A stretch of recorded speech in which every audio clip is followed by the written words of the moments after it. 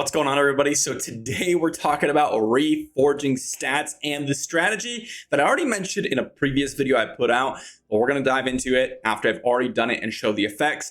Let's get into it. All right, so if you've watched my previous video, you know that I absolutely hate family bonuses. They're too RNG dependent. They have an internal cooldown, and even if you do get them off, they are pretty minorly useful. I do think that there's some in here that can be potentially good, like the tremor attribute, but the problems initially are still remaining in that the cooldown is there, as well as the potential for stunning here is going to be completely RNG. So all of that is very, very important to note. And one of the reasons, the big reasons why I'm going for a different strategy, which I've already mentioned in that video a little bit, but I want to show you all the results of me going for the strategy on the barb here.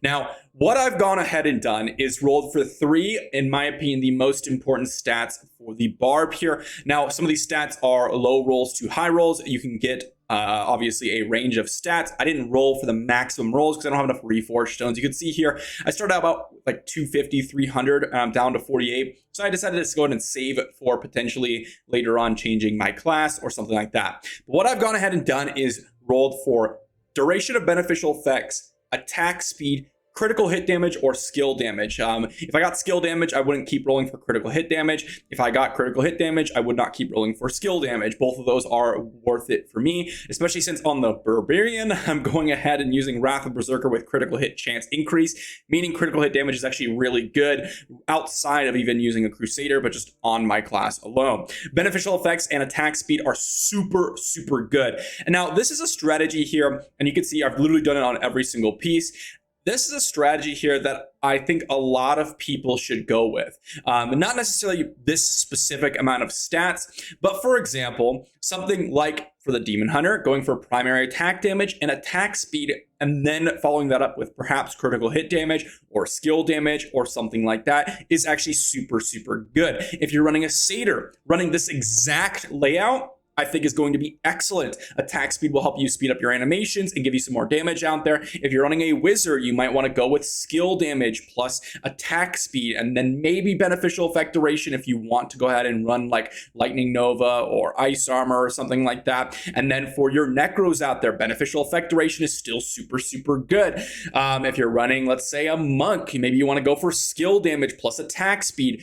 Again, all the classes have very minor modifications, but the general strategy stays the same. You really want to focus on your perfect amount of bonus attributes. And as I said from the previous video, I didn't go ahead and do this early on because I didn't want to use my Reforge stones until we got to family attributes and we actually tested them out. And after finding, in my opinion, that they are not worthwhile, I would go for just straight up stats. What this ends up doing is if we add this whole thing up, we check out our bonus attributes here, and we check out extra critical hit damage. You can see I have 12.5% extra critical hit damage. Attack speed, I have 10%.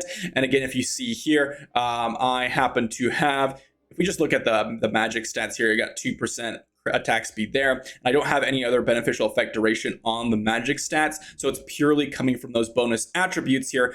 And I happen to have, let's just look at the Reforge bonuses here, 1.5% there, that's 2.5, that becomes 4%, and now we have 6%, and now 7%, and then 8%. So 8% attack speed from this, which is really, really big.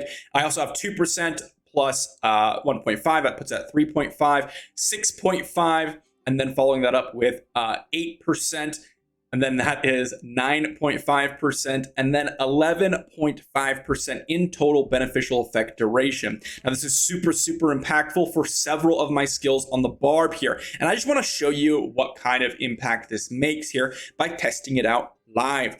And I'll go ahead and just channel my whirlwind here for you with my gear on and without, and then play it back at the end here. So right here, what we'll do first off is just remove all the gear and just showcase what it's like to go ahead and really just channel a full whirlwind without the additional attack speed here. Now, keep in mind that I will have that 2% bonus from the magic attributes. It's not purely from the Reforge bonuses, but you can see here, if I just look, my attack speed is now 0%. And we'll just go ahead and channel this, and you can see how fast it is depleting. it is a slow channel, and we're going to go ahead and equip our gear now. Now with this attack speed, it should be able to go ahead and speed up this channeling quite significantly, not an insane amount like you'll see from Vithus, but it'll still be much faster. And with this, you could see it is a little bit faster than previous just because of the attack speed increase. Now I'll go ahead and play that back for you right now.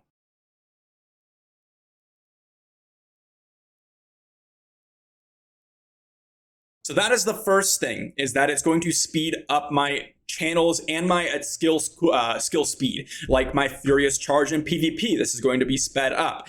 Everything is going to be sped up in PvE and PvP, although PvP is going to be reduced by a little bit. Now, really, I care about PvE more so, and so that's why we went with critical hit damage. Now, on top of all this, it's going to increase my beneficial effect duration, which is incredibly important, especially for skills like Wrath of the Berserker, like Sprint, for example. And I'll just go ahead and showcase that here. You can see it's going to last for 6.3 seconds. Maybe I have a more, I guess these both are a little bit of an awkward timing. This one's also 4.75 seconds, which is a little awkward as well. So we have a little bit of an awkward type of timing for these skills.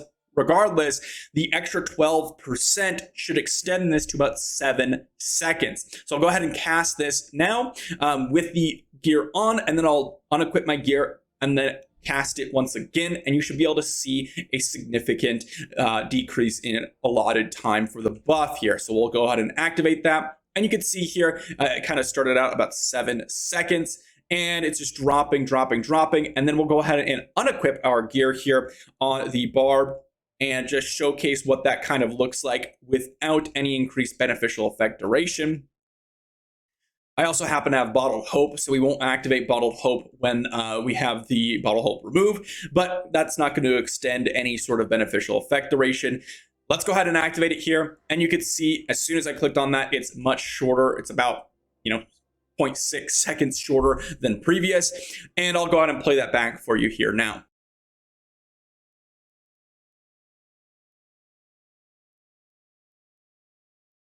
All right, so now that we've kind of seen the impact of beneficial effect duration and attack speed, specifically for the barb, this can even be way more increased, especially for you demon hunters out there that are going to stack attack speed and primary attack damage, because keep in mind that there is no cap for beneficial effect duration. Attack speed, I am not quite sure, because I have not been able to get my attack speed above certain amounts, but we'll have to go ahead and do some more testing once I go ahead and get a Vithus set on the barb.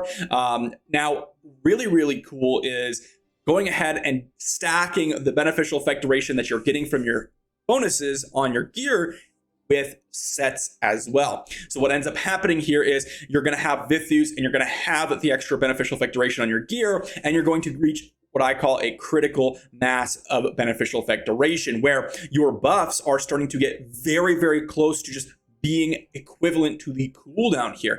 For example, let's say I were to have Vithus on currently, that would mean I'd have about 40% increased beneficial effect duration, which would put this at roughly about 7 seconds long in terms of duration. That is very close to the cooldown. And then I can run the helmet. That's going to give me 30% extra duration, which will give me an additional 1.7 seconds or so, or 1.5 seconds or so. So that would reach about 8.5 seconds of sprint. Now, I'm not quite sure on how sprint works here in terms of whether or not Vithus stacks after the beneficial effect duration on the helmet, or if the helmet works in additive function and we can actually reach the mass 10 second. Basically, what ends up happening, though, is that I can double this duration and essentially have permanent buffs with Sprint. Now, with Wrath of the Berserker and with Undying Rage, it might not be possible. But for some classes out there, you can get very close to just having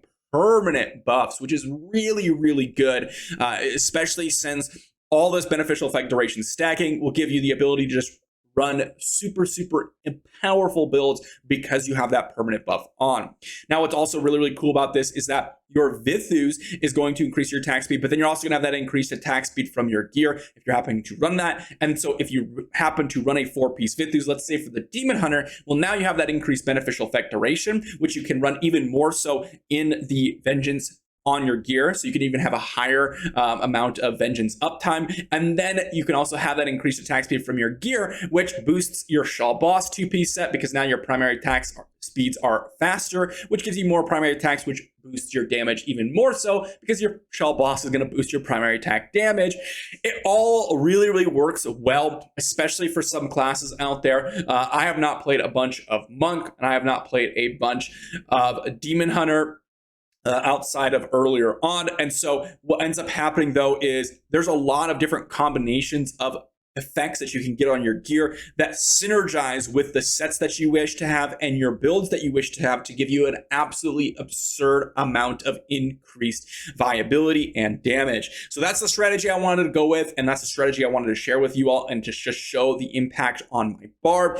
Let me know what you are excited about going ahead and reforging for on your gear pieces.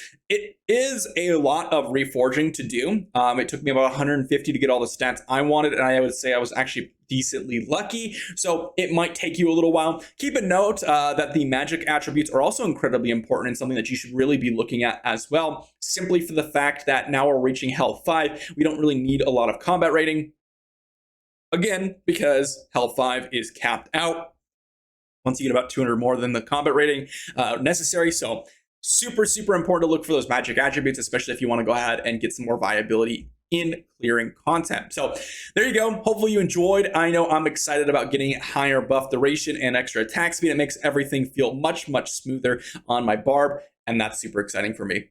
That being said, hopefully you enjoyed, and I'll see you for the next video.